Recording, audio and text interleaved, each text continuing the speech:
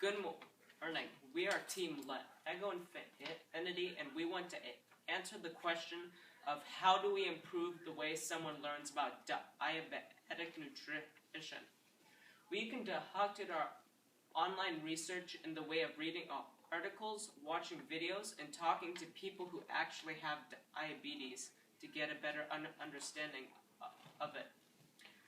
Diabetes affects a significant portion of the general population, children and adults alike.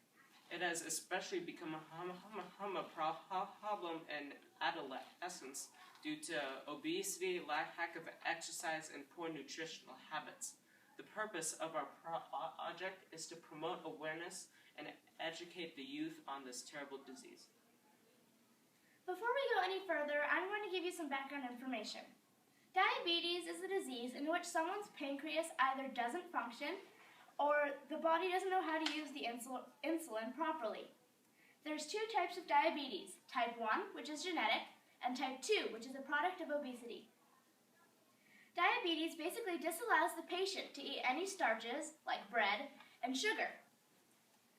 The number of deaths caused by diabetes is predicted to increase by 50% in the next 10 years. But we can help change this by exercising 30 minutes a day, eating more healthfully, and using our simple solution. In the past few years, the number of people with type 2 diabetes has been on the rise. From 2010 to 2012, 3.1 more million people have been afflicted with type 2 diabetes, bringing the number up to 29.1 million people in the U.S., about 9.7% of the population.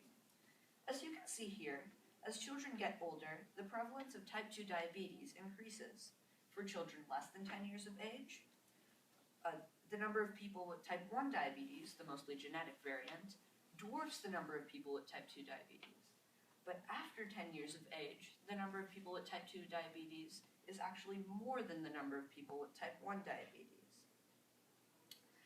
Now, diabetes is the 7th leading cause of death in the U.S., and almost 1 in 10 people have it. What we do to help prevent diabetes and deal with it will help many people. After looking at other health-related information about diabetic nutrition, our team decided to make a tool that was easy to educate young children about eating healthy. There are many diet and fitness apps, but these are not very engaging to children. We created a game that aims towards making learning about healthy eating engaging to minorities.